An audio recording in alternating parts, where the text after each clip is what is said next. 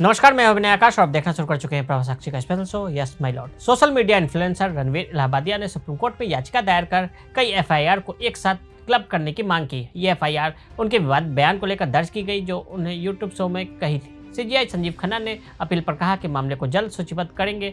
CGI Khanna ने कहा कि इस याचिका के लिए पहले की एक तारीख निर्धारित की जा चुकी है। यह अगले 2-3 दिनों में सुनवाई के लिए आएगा। सुप्रीम कोर्ट से अर्जेंट हियरिंग की दरखास्त की गई थी, लेकिन सुप्रीम कोर्ट की ओर से इसे साफ कहा गया कि इसमें ऐसा कुछ नहीं है कि अर्जेंट हियरिंग हो। फिलहाल उनकी ओर से पिटीशन दाखिल कर दी गई है।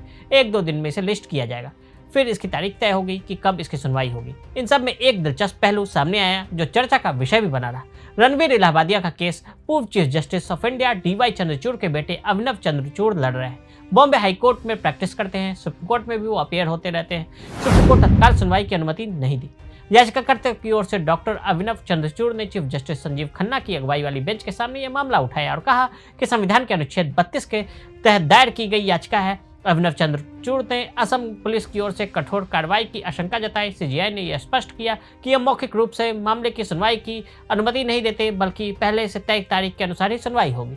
एक प्रतियोगी से पूछा था आपत्तिजनक सवाल। विवाद तब शुरू हुआ जब इलाहाबादिया ने कॉमेडियन समय रैना की YouTube show India's got talent में एक कंटेस्टेंट से आपत्तिजनक सवाल पूछा था। इस टिप्पणी के कारण सोशल मीडिया पर भारी आक्रोश फैल गया, जिसके बाद महाराष्ट्र पुलिस और असम पुलिस ने उनके खिलाफ एफआईआर दर्ज की। इस विवाद के बाद रणवीर इलाहाबादिया ने सार्वजनिक रूप से माफी मांगते हुए कहा था कि मेरी टिप्पणी सिर्फ अनुचित ही नहीं थी, बल्कि यह मजाकिया भी नहीं थी।